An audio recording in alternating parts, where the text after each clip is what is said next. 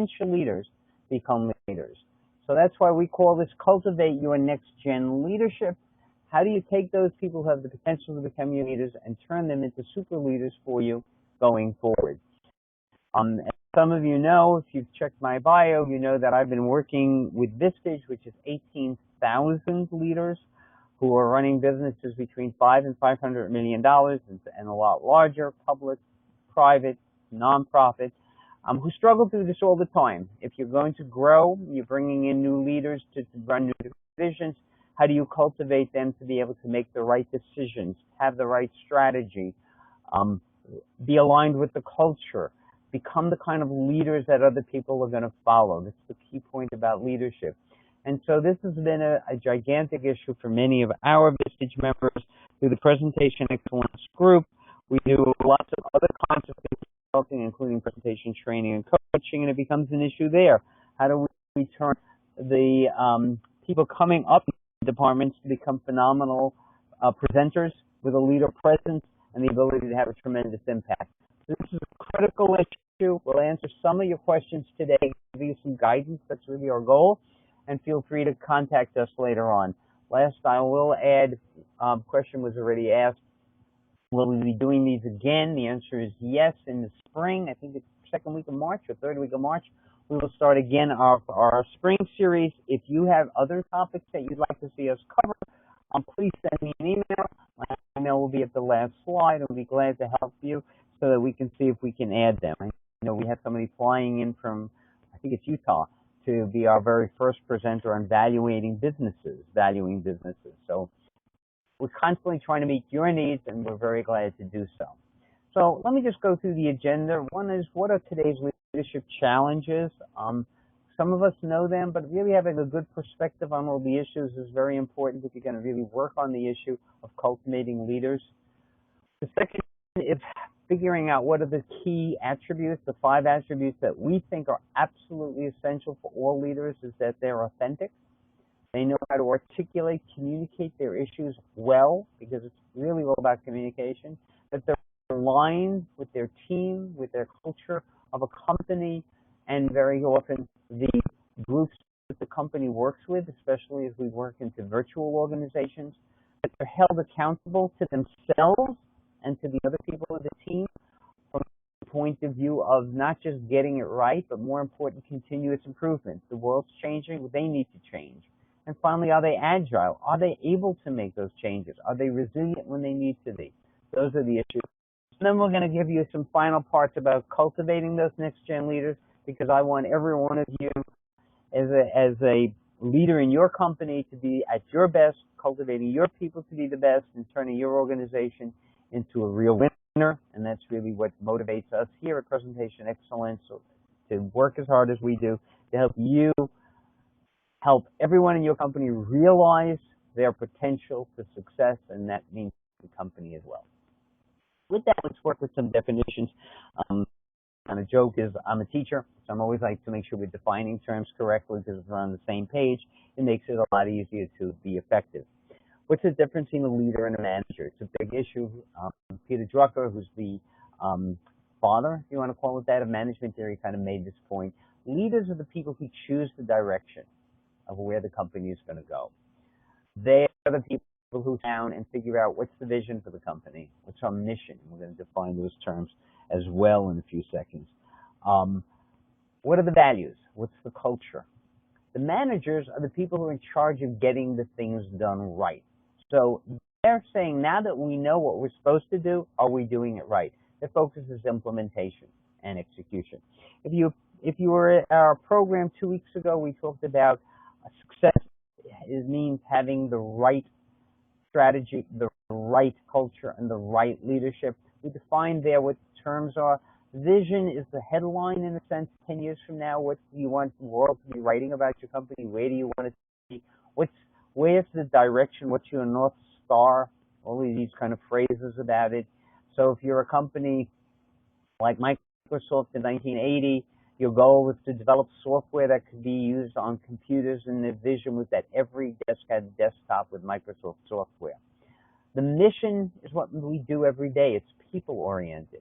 It's, why do I get up in the morning at absurd hours of the wanting to do what I do. My mission is to help people realize their potential to success, both in terms of understanding their capabilities and then actually achieving them. If I'm Starbucks, the mission is to make sure that everyone every day has a wonderful cup of coffee that sets them up for a great experience of life. The values, obviously, are the values of your culture and your company, but what's critical is to understand that these have to be used what we call SMART goals. They have to be smart. They have to be behaviorally oriented so that you can define them and see them and measure them. And that's the key. And again, Eval to Win, which is something we've talked about, which is our version of Evaluate to Win, which right now Jack Welch is a partner in, helping giant companies adopt this new technology to make sure that we can measure the values and the culture and the strategic performance people have and making sure they're achieving them. So the leaders are setting the direction for everything that's set in motion, and that's why we're focusing on leaders. That's harder than just making sure you're doing the right thing and executing it. But leaders are very often managers as well. What's important to understand is that leaders are everywhere, and they impact on people no matter where they are. Leaders aren't in the traditional sense of an organizational chart, the people on the top box. In fact, this morning I'm coaching somebody from a Vistage CEO group, and as we're designing it, he says, I want to be what we call a servant leader. I want to be on the bottom. I want to make sure that everyone knows where they're going and what they're doing, and they're working together as a team. They're not looking up at me. They know they're being supported by me. That's a leader.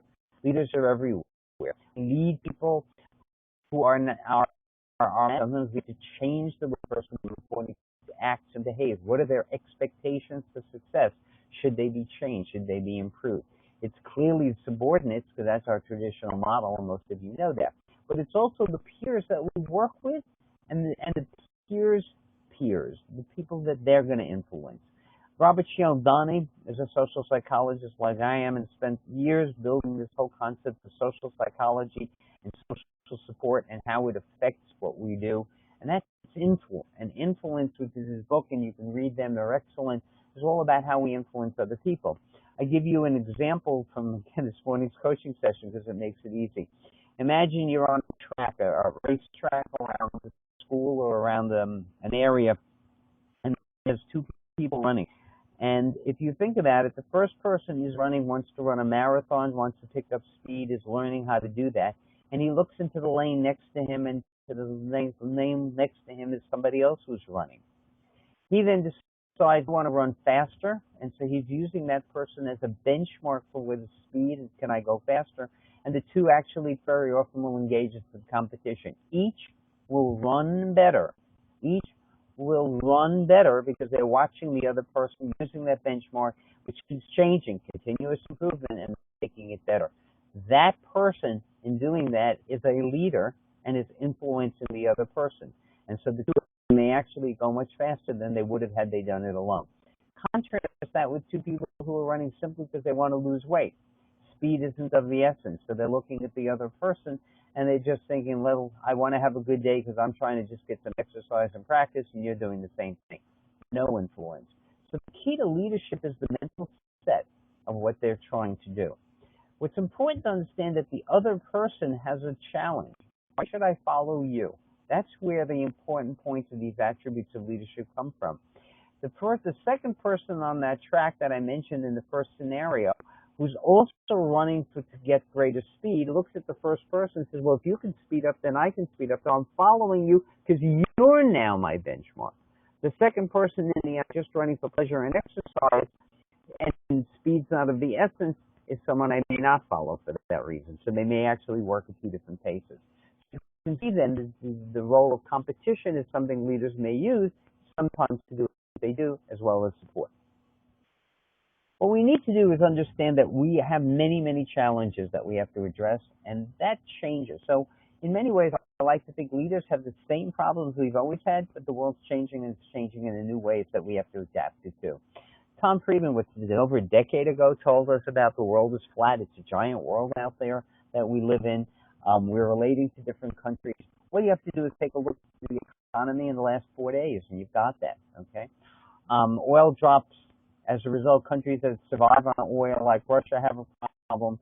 The net result is the ruble's dropping. They raise the interest rate by 6.5, 6.6.5%, and it's still dropping today, according to the papers that I read this morning on my way to work. The world is flat. We have to relate. We get outsourcing done. Work is being done all over the place. It's no longer a small world that we live in, just my village. The world is really our oyster, and it's flat. We could be working and affecting everything everywhere. We have economic stagnation. We saw what just happened in the 2008-2009 recession. It was a worldwide issue. The second biggest one they say that we've ever had. Obviously, the Great Depression was a bigger one.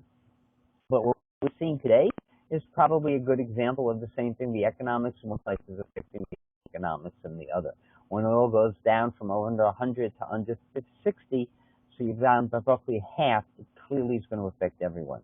We're looking at security issues. We just went through again yesterday, day before, what happened in Australia. We're looking at ISIS, a power force that's been around but only become grabbing the headlines in the last year or so. All of this is changing it. I lived in New York, and many years ago when I went to Capitol Hill and worked on Capitol Hill on healthcare legislation and environmental legislation, I came back to New York, and it always strikes me how New York changed very much in a few years. And when you think about it now, and I bring in salespeople and I train them, I tell them once upon a time you walked into a building, you didn't need to go through a 5-minute security system each time you're walking through. It's changed the world. Security becomes an issue. How many of us worried about credit cards constantly being stolen, and identities being stolen 5, 10, 15 years ago? It's a more recent phenomenon that's happening on a constant basis, and we have to do it. The global power shifts. For many people, there's a belief, if you just take a look at the American role in the world, until the current president, we were viewed as a cowboy, but we had a lot of power. So in many ways, our president decided to lead from behind, which is a misnomer. You cannot lead from behind. So the net result is we've lost our power, we've lost our influence, but that shifts then the power. So today we see the rise of the power of Russia, its ability to walk into countries and take over, or parts of them over, as it has with the Crimea, and America basically having nothing other than economic sanctions that it's been trying to use as a weapon. The power shifts, and it's shifting continuously. And again, going to the flat world concept, the power that Europe may have had over Russia ended many years ago when it became dependent on oil and gas from there as well, and becomes an interrelated world of economics. So the result is how you balance these things changes. These are the challenges that today's leaders have to think through. Decision making becomes much more difficult, and they need to think about it in a completely different way.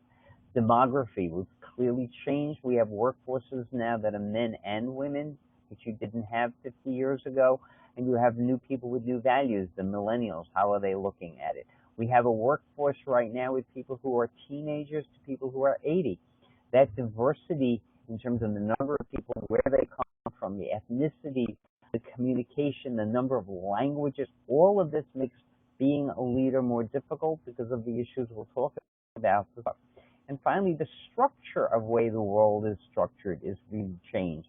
It used to be a simple organizational model that we would work with in terms of how governments work, and in how companies work. So you would have a functional model focused on what you do is in an area. So a company might be organized around sales, marketing, customer service, operations, finance. In contrast, another one would be a small business model. So if you're a company in the cosmetics and consumer products, maybe it's hair care products versus, like for example, we're talking about Head and Shoulders versus Dove versus Tide, different kinds of products that it's built around.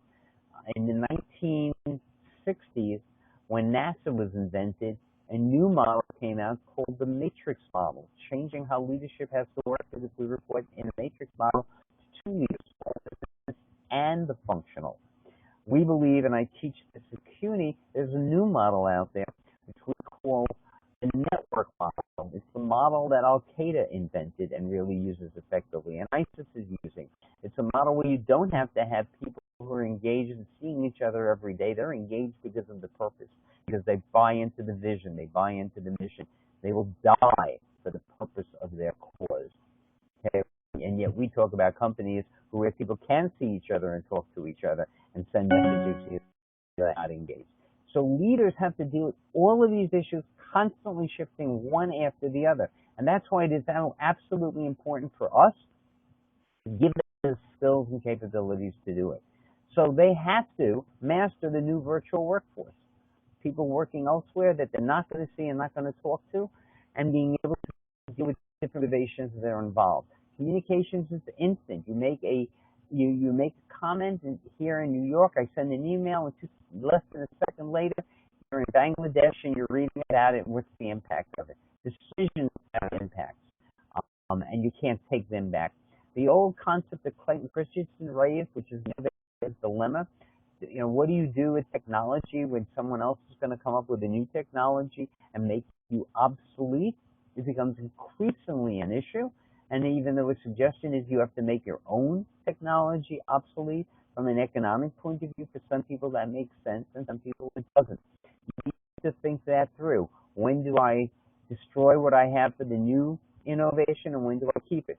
We had a phenomenal workshop just last week on innovation models and how companies can incorporate them. For those of you who are part of that, you know what we're talking about, how important it is to build an innovative culture and set of solutions to constantly use it. Companies like 3M, 30% of all of their revenues in any given year from new innovations. That's the way to do it. And so you need to have a way of unleashing people's creativity to harness that innovation. And that's something that isn't taught in traditional MBA programs or any kind of programs. Something that you have to learn, and as a psychologist and lawyer, and I teach at management, it's one of the areas I specialize in, helping companies adopt new systems to harness that innovation.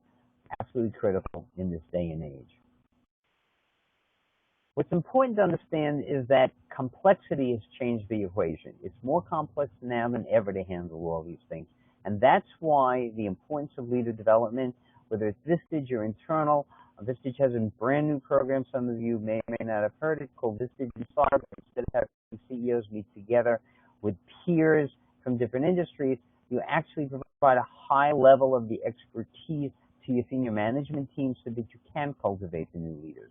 Why is it so important? Well, IBM every 2 years does a study of 1,500 plus leaders around the world, and it asks some questions. It says to them, what's the most important thing? And up till a couple of years ago, the number one thing consistently was the need for innovation.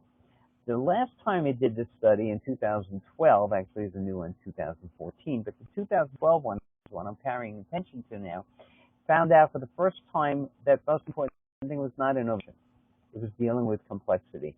Everyone recognized they live in a VUCA world, volatile, uncertain, complex, and ambiguous. It's very different. It's not concrete what you're doing. You have to think it through. And because it's substantially more volatile, uncertain, and complex, they need new tools to be able to make forecasts and figure out where we're going. The whole concept of data becoming part of the solution and figuring it out. Incremental change, which might have been good in the 30s and the 50s, isn't going to work anymore. You need to change the game. You need a game-changing thing, which is why one of the presentation excellence groups called Commanding Strategies is now offering workshops so senior leaders really work together on defining game-changing strategies to have a commanding strategy over the competition and dominate them. What's critical is that these leaders said, over half of them said, they're not prepared to handle the complexity. In other words, all the training we do in the MBA programs are not really addressing the issues of complexity that they have, the issues that we've raised, which is why we've decided to offer this program today, because it is so important that people have an understanding of what they're going to have to do and have structures. Again, structures like Vistage's CEOs, peers working together with 800 experts dealing with all kinds of issues that can help them, or bringing that kind of brain power internally to help the new and the old leaders work together on these things. That's the quality of successful companies going forward using these kind of programs. So the solution is to cultivate these attributes on a daily basis, as a learning basis, so that constantly the group is working. This is one of the things we do workshops on, and while we do have individuals from different companies, There's no cultural change that takes place when only one or two people from a company comes. But if you have a senior team, you can reinforce how to build on the strengths and how to understand which weaknesses need to be overcome and which ones just need to be overcompensated for to make it well. So let's turn to these 5 areas so you really understand how leaders are using them to become as successful as they are. First one I'm going to deal with is the authentic. When we take a look at the leaders that we all admire, it's really these kind of people are there. Bill Gates, who was a leader of a business, who took his business of Microsoft to the point of becoming the richest man in the world, but taking on now a new business, okay, dealing with healthcare issues in the third world and trying to eliminate the people's need to have disease by providing vaccines and other kinds of care. Much more passionate, I think, at the stage about that, which is why he's raised so much money from so many people. Virgin Galactic is just the latest episode for Richard Branson that we're all watching.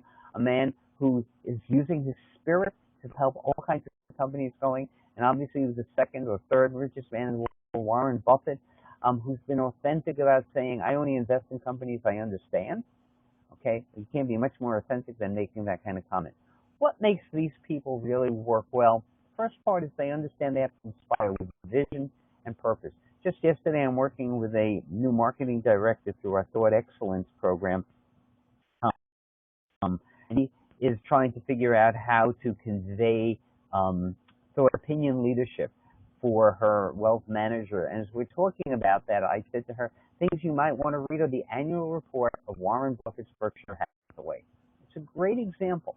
Here's an example of a person who goes out of his way to share with his readers, not just the stockholders, but also other readers. In this case, now a young lady who's going to work in this new position of where he sees the market going, how he sees people making decisions, etc. His head is about the vision of getting people to focus on doing the right thing and the purpose of understanding how to do it well. It's the heart. It's energizing and mobilizing the team. The vision that Microsoft's former chairman, Bill Gates, set up with his new program, the Bill and Melinda Gates Foundation, of taking care of providing vaccines and healthcare issues across the country, across the world, especially third world needs that. He's energizing and mobilizing teams like Bono and a number of other people who are getting involved trying to do it. So it's not just rational, it's emotional. Okay? It's the whole person. That's what being authentic is about. And the reason it's so important, I teach this in presentations, when you leave out part of yourself, you're just giving a story, but you don't believe in it, people can see that. And as a result, you lose your leader process. So it's leading by a head, it's leading by the heart, and it's leading by the gut. It's taking the risks. It's demonstrating courage where courage is needed. It's showing your integrity in what you're doing. So after the Virgin Galactica problem that just occurred about a month ago, Richard Branson just doubled down, said we're going to keep doing this and we're going to learn how to do it right. It's that integrity. It's about the long-term vision, and we're going to do it right, and we're going to take care of our people. It's the action. It's walking the talk. And the key here is to understand what the net result of it all is. You cannot just do something and expect everything to happen. What happens is you do something and then people feel better about you, both intellectually, both emotionally, both from a gut point of view. And the concept you see that in best is trust. Okay? People earn trust by what they do. So when a leader is authentic and they're leading by their head, their heart, and their guts, what's happening is they're demonstrating something where people can sum up their perceptions and say, I follow this person because I trust that person. It is the ultimate reason why people buy. And it is the ultimate reason why we would follow a leader. And within that, if you now understand how to be authentic, you have to ask a question. And that is, what's my theme? What am I trying to do now that's going to unify everybody? Since it's that purpose of where you're going. So you take a look at Jack Welch. Jack Welch inherits General Electric in 1980. It's a thriving, growing company and lots of businesses, some of which are not making money. He realizes for him to succeed and create a sustainable company, he needs to address that issue. And so he makes this decision that, and which is famously described, we're going to stay only in those businesses where we're going to be number one or number two in the industry. Anything else, we can't make a big enough difference so that the customers really appreciate what we have, so we will get out of it. And so he becomes known at the beginning as Neutron Jack. People forget that because he basically fired tens of thousands of people as he reshaped the company. Result in the year 2000, he is chosen as the man of the century when it comes to management, because General Electric now has the greatest market cap of any company out there at that point. Today's Apple. But he took it and he built it there. When he passed the baton of leadership, he had 5 people that he could have chosen from. How many companies can say that? He made an investment, Jack, in understanding that leadership as a theme, a secondary theme, is important. It's good to be in the right businesses, but I need the right leaders.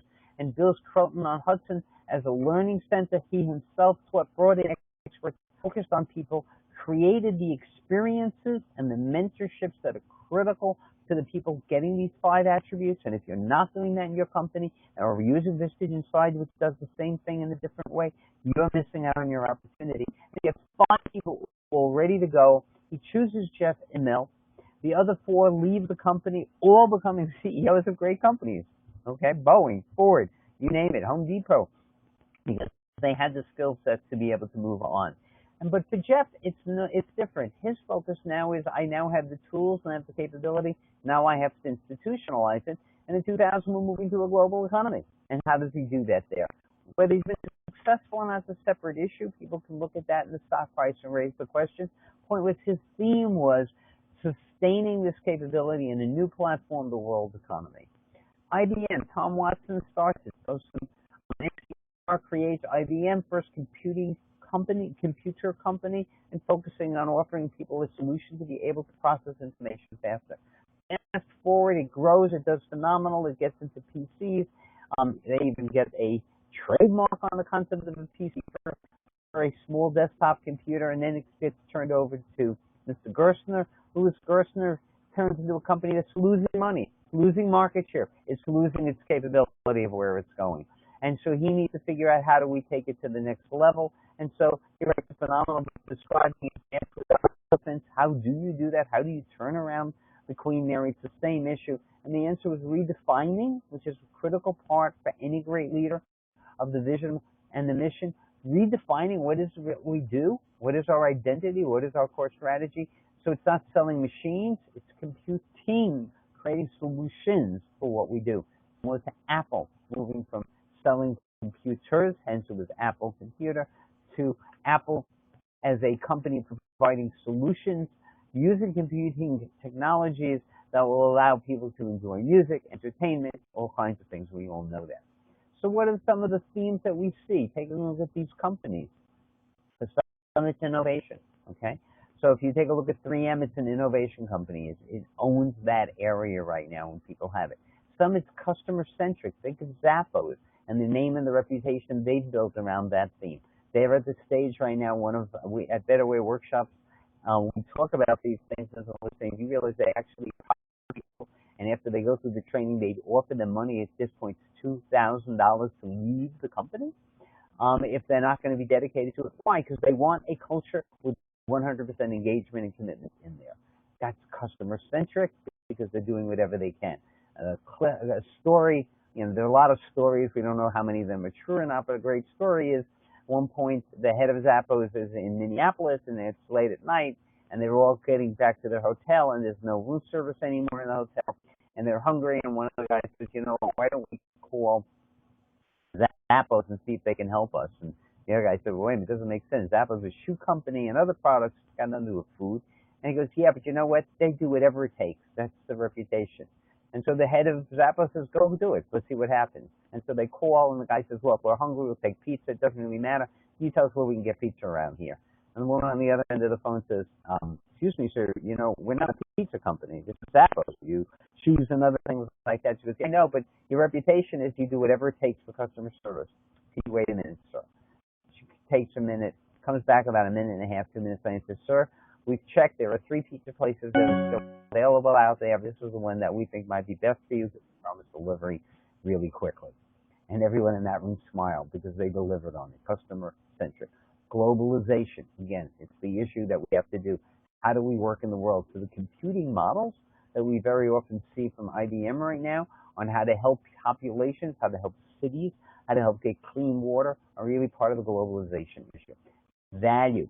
Walmart has what's called the opportunity loop. Instead of getting vendors to drop their prices so they can have a larger margin for profit, they use that to drop their prices even more than the savings of the vendor, because their math has shown they'll increase the sales so much that everyone benefits from that to a great extent, and it becomes an opportunity cycle to grow.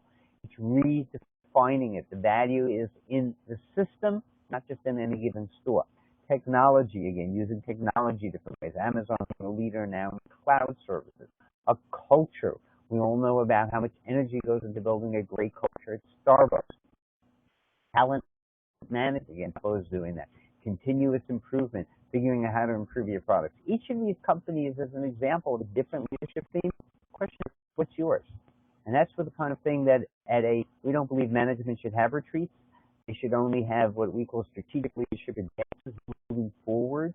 And so that's what you do here. You ask the question, what should be our game-changing strategy, our game-changing culture, and how do we do that? And the key is continued improvement. And finally, if you're really going to do this, you need to stay focused. Focus is probably one of the most important parts. Steve Jobs has many quotes, and we're all very honored to be able to learn. But this one is the one that I like, because when you're authentic, you know what you stand for. And his greatest attribute, he says of himself, I'm proud of the things we haven't done, as well as the things we have done. In other words, knowing how to say no to things, that's really hard for most people. And so you need to stay focused on what's going to make a difference to your company, especially in your theme. And if you do that, again, just like trust, that's demonstrating your leader presence. Because then people look at you and realize, wow, you're a leader. They identify your sense of purpose. What are you focused around? You've understood because you've clarified and you practice your values. Again, you're a leader and people are getting it. You demonstrate daily your integrity. There's never a question about it. It's always a shame for me as a person who trains leaders to hear, as I did this morning, of another CEO stepping down because of a problem. You display trustworthiness, you project confidence and humility. Confidence, I'll add something from last night's coaching session. Someone asked, how do you help people stay confident? And I think the fundamental thing we teach us in presentations is all about competence. When people feel confident at what they do, they then have the confidence. When they don't, when we give them poor tools, when we weaken their capability, that's what steals confidence. Brian Tracy says sales is the transfer of enthusiasm. That's what leader presence is all about, exuding enthusiasm. And so you have to do that. And again, feeling confident about what you did will make a difference. So you're taking bold actions ultimately as a leader. That's the key, because you're making tough decisions. But you're calculating the risks. They're not stupid decisions. You know why you're doing it, and you're doing it to yourself. So the key, again, is to be true to yourself. That's authenticity. Now that we know who you are and you're able to communicate your values to other people, the next part is articulating clearly what's important. And so again, you need to articulate so people understand at all times, what's the vision? What's the mission? What are the values that we stand for in this company? What are the strategic goals we have to accomplish? Now, this is a very important part. And if you don't communicate it well, people don't get it. One of the reasons I got involved with Evaluate to Win and think it's such a phenomenal tool is because I meet so many companies that say, oh, we have our value system and it's on the wall, or we have it in a picture frame. What's really great about Evaluate to Win is it says the only way you know if people know what your values, your mission, your vision are, what your strategic goals are for this particular year is when people regurgitate it. They know it. They can give you examples of what they do each day. And that's how they measure performance, which is why the company who invented this tool for themselves, when they spun it out, has been growing through the recession in an industry that probably is the opposite of recession-proof, very prone to losing money in a recession, has grown over 20% per year every single year. And I've had the privilege of working with them. They're another Vistage member. It's just an example, again, of how to use it well. Second part is to understand that what you need to do is you need to connect to the goal. The goal that you have in whatever you're trying to do is you're connecting with people. And you're doing that by understanding that people process information in many ways. You know, the Mehrabian thing that says 55% of all communication is by body language as opposed to what we say. That's a study, by the way, that's grounded in some completely different premises.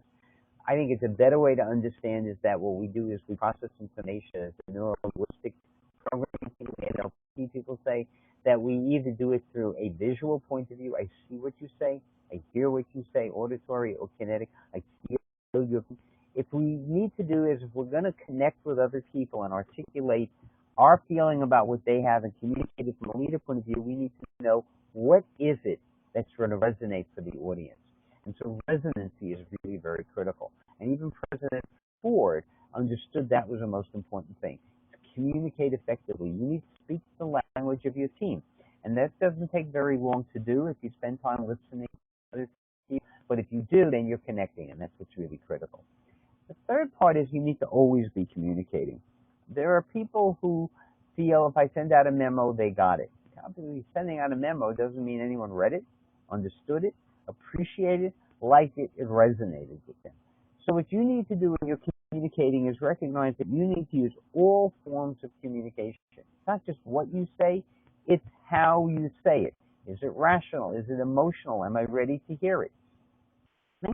Now, I always use the example from a presentation point of view. If you're getting up in the morning and people are coming in and they have their coffee and breakfast and you're the first speaker, you have everyone energized.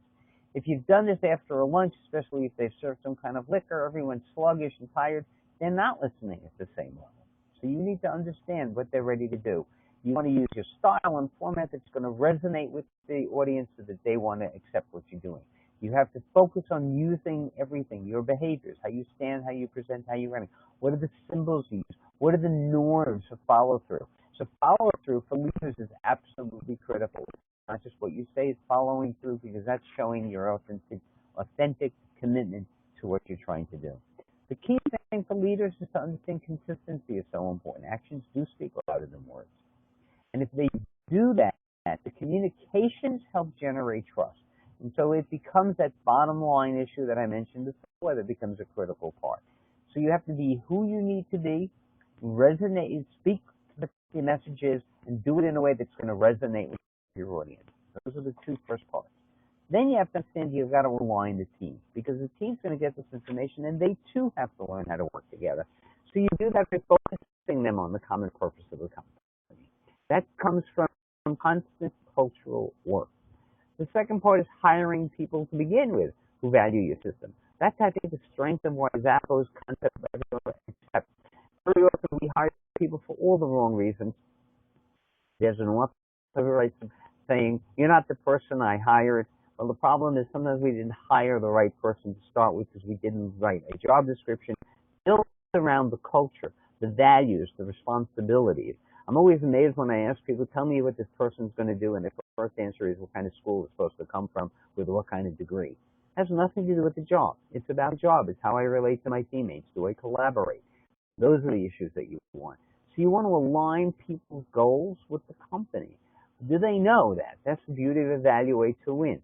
What it basically says is, if you do what the company needs to win, that's your strategic part of the performance, then the answer is you're winning and the company is winning. They have to resonate together. And ultimately, because you are a team, a group that works together, you're a community.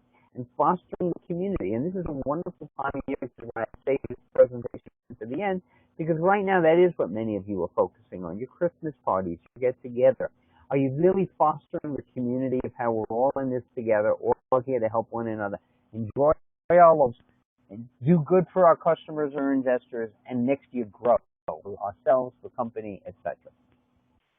You have to be committed each and every day to building a strong culture, which means you need to identify the values and operationalize them through behaviors and the norms so that you can achieve your purpose. Everybody's going to individually do their job. From a cultural point of view, if they do, they're producing a winning job performance, but they're also going to produce a winning company.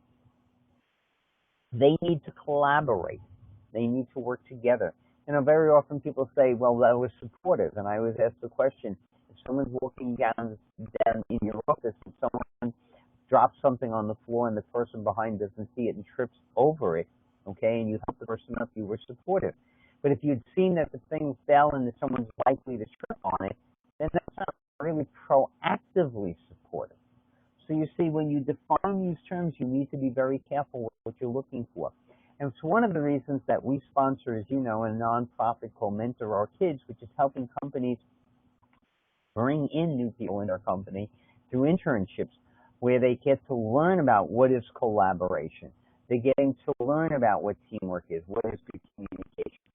And they get to learn what the job is all about. So if you think you want to be a doctor, if it turns out you can't stand the sight of blood, it doesn't mean you have to be in a hospital ER to work as a doctor. You could do lots of other things, research. You can work in healthcare, public healthcare, many different opportunities. That's the intern, cultivating people from a very beginning age to figure out what they really want to do, what are their options, how do people and companies work together, and without great, what we call mentoring internships, they don't have that experience. But the value of doing that is they then get to go back into school, take the courses they still need to take to learn what they want to do, and shift. And maybe they go from being an accountant to someone who's running a financial department, which means they need management skills as well. And so the critical part of the culture is to be able to give everyone in there the chance to collaborate, and not just with employees, but also with new people outside, whether it's customers, whether it's interns, etc., and bring them into the fold and create wealth that way, because that's the best culture that you can create. So what you ultimately want to do is recognize that the strategy of your company is where you want to aim, but you got to link your culture to it, which means, excuse me, everyone understands why we do what we do. And it's familiar with Simon Sinek's work. Why are we doing what we're doing? And really drill down till you get the answer. They understand how we do it and why that's probably the better solution to do it. And that they figure out where they can make their own strategic contribution. The value we're learning now of having a high school intern is they're far more advanced than you probably may be at 65 on social media. And so it's called reverse mentoring, where they help you learn that, okay, and learn how people follow and people, whether they're on Twitter or Facebook or whatever the case may be. So right now, the strategic contribution can be done by anybody, any place, at any time, if we've linked culture and strategy. And the key is to daily reinforce it. So it's not just having one Christmas party and one bonus at the end of the year. You do this on a regular basis. With Evaluate to Win, one of the things we recommend is that new people and new jobs are evaluated almost on a monthly basis about what they're doing right and how they can even get better, and make sure that they get the support to do it until they're on an autopilot stage, which takes longer. And what you need to do then, if you're going to do all of this and do it very successfully, is recognize that the goal is sustainability. You don't want to have to stand and do this all the time. You need to build the systems, the policies, the procedures, so it sustains itself for a long period of time. So you need to work on top talent management, bringing in the right people, making them leaders at a young age so that they can start working and understanding where they can go. And that's one of the reasons this is Insight does it, because it's bringing younger people and older people who are at different levels of leaders, 20, 30 years apart, but they're able to suddenly start working together and setting up that culture for everyone in the company. And then you facilitate it by building the right organizational structures. What is the right system? Should you be a matrix management system? Functional, SBU, how should you do it? What systems do you need? What is the technology that you should be using? How do you integrate technology into making decisions? Now, how do you make those decisions? How do you build teams? Do you take the time to do that? So in our business, we find people in December and January and February, we like those best when it's in December, but January and February start saying, let's do this, let's build our values, let's re-identify what our strategy is. We do a strategic leadership advance so people can pull it all together, and the net result is we're facilitating success. But if you've done it in December, you get 12 months return in a given year. If you wait to February, you're only going to get 10 months. We're greedy. We want more. The fourth part is being accountable. That's, again, the key to what Evaluate to Win does. It says, am I doing what I'm supposed to do in a way that makes sense, and how can I be better? So we set standards. And the standards are very important, because what they allow us to do is know what should we be doing. It's one of the issues that's very important as a teacher. why some teachers, some of the same students in one class get an A and the other ones get a B or a C, because the standards are different. There's no institutional standardizing sometimes. Schools are now beginning to work on that better. In a company, it's the same thing. What's my strategic job performance? And I very often will sit with CEOs and I say, what's your strategic job performance? And somewhere in the middle, they like a comment like, I also make the coffee in the morning. And I'll say, that's great. But unless you're doing it strategically because you want to meet the early people when they come in and have a way of wandering by walk away and talking to them, that's not strategic. We can hire someone else to do it. Are you doing leadership? Are you setting the values? Are you changing what they are? So you need to know what are your standards.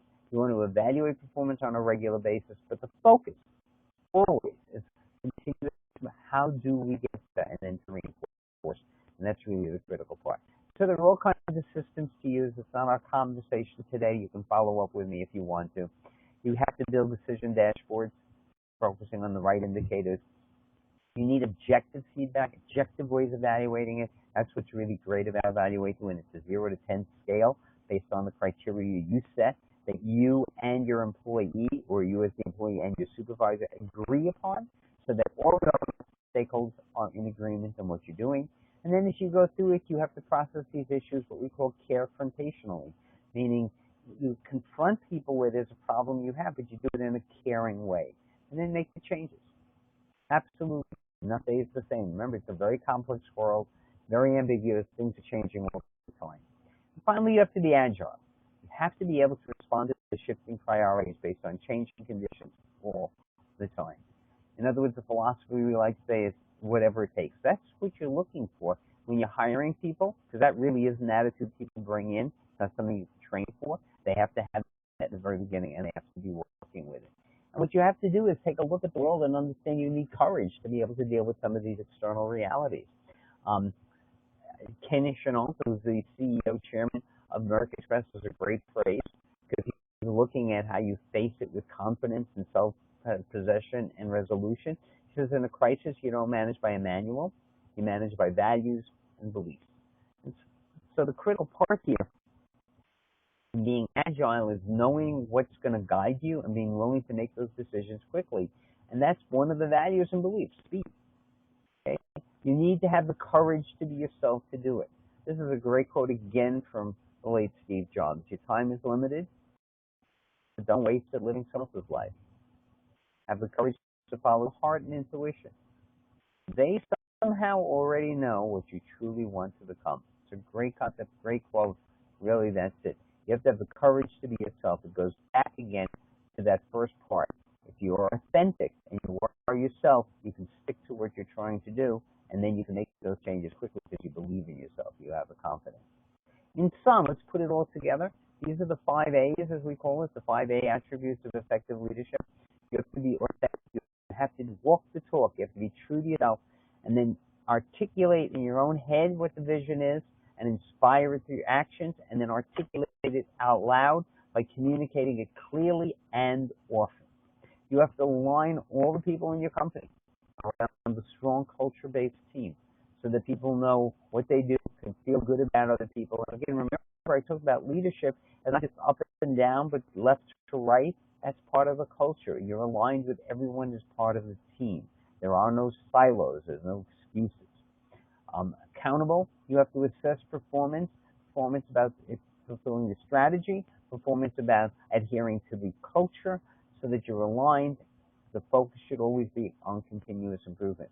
And finally, you need to be able to make changes quickly. You need to be able to react to the world that's changing and what you're doing, because it's constantly changing. It is more complex. That's why the 1,500 senior leaders around the world, when they answered IBM's last poll in 2012, all said the world's more complex, and guess what? I wasn't even trained to do it. We need to learn this on the job. So now comes the job. How do you do this? How do you cultivate your next-gen leaders? Because that's really what you have to do. Our philosophy is simple. As you know, we believe in mentoring. Mentoring, if you've done it correctly, as an intern or someone in your company, is engaging people in deliberate practice, making them do what they have to do. It's for them to succeed long term, but feeling it's a practice and learning it's okay to make a mistake and to learn it and to work on it. The steps are really simple. One is first identify the next gen leaders. Keep your talent management people focusing on who are the people who should be fast tracked. I work with an engineering company, and he's got a system on this, and every year at least 6 to 10 people in this 500 people company are identified as being potential next gen leaders. They're fast tracked, they move forward. They're put in leadership positions to see how they can handle them. They may be actual ones or simulations. A combination of things will happen. The point is, by being in those kinds of situations, they get to learn how to do it. They also can demonstrate that they have the attributes of leadership that we thought they do. And then involve them in leadership development programs. Let them learn the skills they need to. Let them learn how to collaborate better with people and learn how to be able to forward the company. And then finally, cultivate their decision-making capabilities. Remember, it is a complex world. And so with all of this stuff, they need additional help. Giving them the opportunity to get information from the outside, where what they can do is find out what are the external challenges, and through a simulation maybe, or through an actual case, learn how to make the changes is critical. A perfect example is this summer, some of you know, I was asked to be a guest teacher at the University of Science, Science and Technology. And I taught a course on entrepreneurism, showing you that country, China, is moving very fast to become entrepreneurial. And I went there and spent an inordinate amount of time for one goal, really, and that was to understand the culture. How is the new generation changing what we had in our head as an image of the old culture? How is this world changing?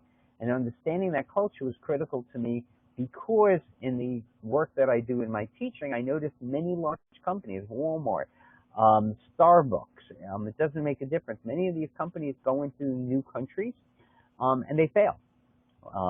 Walmart failed originally in South Africa, in Mexico, in Germany, in China. Starbucks, while I was in China, pulled out of Australia in terms of 75 stores that they had that they closed. Getting to understand what's changing in these cultures means you have to rethink it, you have to really be attuned to the culture, and that is an effective decision-making architect. How do we do it? How do we find it? So these companies come back with a second or third version, and then they get it. And many companies are now doing that, especially in the consumer product area. And the final part is when they do learn these things, they have to internalize it. Internal knowledge dissemination is the key secret weapon. Doing it, I think it's why General Electric with its training program, because it not only trains these new leaders, it also builds a system internally where they can pass the information on to everybody. And the final part is test people's IQ. And I mean that in terms of leadership, not intelligence. Can they process information quickly? Can they make good decisions? Can they implement them effectively? Because if they can't, it's not going to make a difference. And then evaluate it and use the results to help them have even a higher leadership IQ. It's something we should be looking at more often. Leading companies are beginning to do that and make it happen. So I want to leave you with a final thought. A leader must have the courage to lead, patience to consult, wisdom to know when the time is right for each. So what you need to do if you're going to cultivate effective leaders means first you have to cultivate these attributes in yourself. So as I say, hey, doctor, heal thyself. We all have to heal ourselves, and we all have to be better leaders in ourselves. And by our leader presence and the role model that we have, we will help other people follow our leader. And with that, I want to thank you for today joining us here for our presentation at Better Way Workshops and Webinars. This is the last of the 12 for the fall series. I thank you. I wish you a happy holiday. For many of you, time off. It's a great time to reflect on yourself, on your life, on your companies, on your ability to be a leader. Look forward to you doing that. And visit us at Presentation Excellence Group. Read our monthly newsletter we send out. We do blogs, 1 or 2 a week, depending on the time of the year. And give us your ideas that you'd like to see us introduce for new Better Way workshops and webinars. With that, again, I thank you so much for participating in this series, and we look forward to working with you in 2015. Thank you.